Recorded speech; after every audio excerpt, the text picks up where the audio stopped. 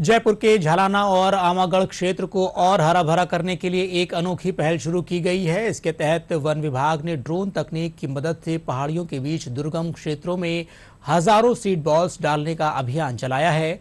अभियान के दौरान आज झालाना वन क्षेत्र में हजारों सीड बॉल्स डाले गए। क्षेत्रीय वन अधिकारी जितेंद्र सिंह शेखावत ने बताया कि यह अभियान वन विभाग के साथ स्वयंसेवी संस्थाओं के सहयोग से चलाया जा रहा है।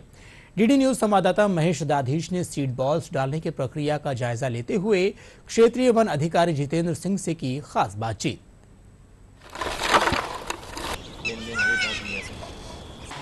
प्रदेश के मॉनसून सीजन में इस समय जहां पर प्लांटेशन किया जा रहा है हरियालो राजस्थान के तहत, वहीं उन वन क्षेत्रों में जहां पर कि मुमकिन नहीं है कि लोग पौधारोपण कर पाए, ऐसे में यहां पर ड्रोन का सहारा लिया जा रहा है। मैं इस समय में झालाना के वन क्षेत्र में हूं, जहां पर आप तस्वीरों के जरिए देखिए कि ड्रोन उड़ा करके सीड बॉल्स यहां पर अलग अलग क्षेत्रों में ले जाए जा रहे हैं, जहां पर कि नीम, पलाश, बबूल समेत कई ऐसे जो पेड़ हैं जिनके सीड बॉल इसमें रखे हुए हैं और इन्हें यहां पर 1 से 2 मिनट में एक राउंड जो ये करता है ड्रोन, उसमें इन्हें गिरा दिए जाते हैं, जिससे कि आने वाले वक्त में यहां पर कभी पेड़ बनकर के वापस से जो है यहाँ इन बंजर हो चुके इन जगहों पर वापस से नजर आएगा और हरियाली की जो चादर ऐसे सूखे क्षेत्र जहां हैं उनमें भी देखने को मिलेगी। मेरे साथ में इस समय में बात करने के लिए जो झालाना के यहाँ जयपुर प्रादेशिक के जो वन अधिकारी हैं इस समय मौजूद हैं। जितेंद्र सिंह जी, किस तरह जो ये तकनीक है वो काम कर रही है और कितने सार्थक परिणाम की हम उम्मीद कर सकते हैं? परिणाम तो सार्थक ही रहेंगे। माननीय होप साहब, डीओ साहब के डायरेक्शन पे झालाना आमागढ़ के अंदर हम लोग ने सीड बॉल्स तैयार करवा करके, जहां पर आम व्यक्ति नहीं जा सकता या कोई भी व्यक्ति नहीं जा सकता, जहां व्यक्ति की अप्रोच नहीं हो, वहां पे हम ड्रोन से सीड स्प्रेड कर रहे हैं। इसके अलावा हम लोग जहां व्यक्ति जा सकते हैं वहां पे सीड बॉल्स को तैयार करवा करके आम जन एडीसी के सहयोग से एक मिशन चला करके पूरे जंगल में सीड बॉल्स फेंकेंगे हम लोग। कितने समय तक का कार्यक्रम तैयार किया गया है? कितने पौधे इसके जरिए जो है लगाए जा सकते हैं? कितने सीड बॉल्स उसके लिए तैयार किए गए थे? कैसे तैयारी इसके लिए आप लोग ने की है? सीड बॉल्स तो डेली हम लोग बना ही रहे हैं।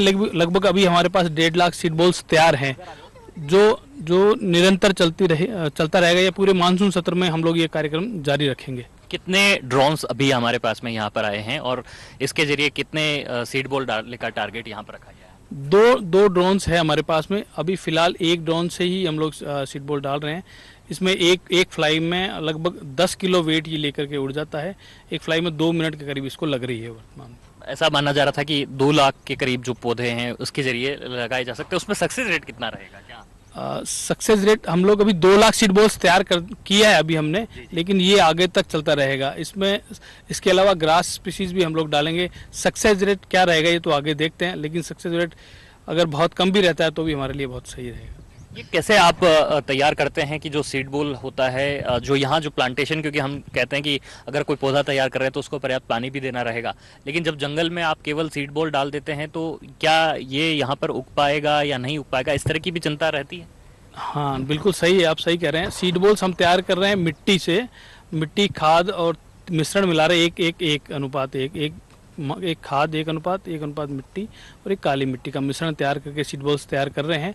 वो सीड बॉल्स तैयार होने के बाद में, सूखने के बाद में हम उसको जंगल में स्प्रेड करवाते हैं। कितने राउंड दिन में इसके हो जाते हैं और किस तरह से मॉनिटरिंग होती है?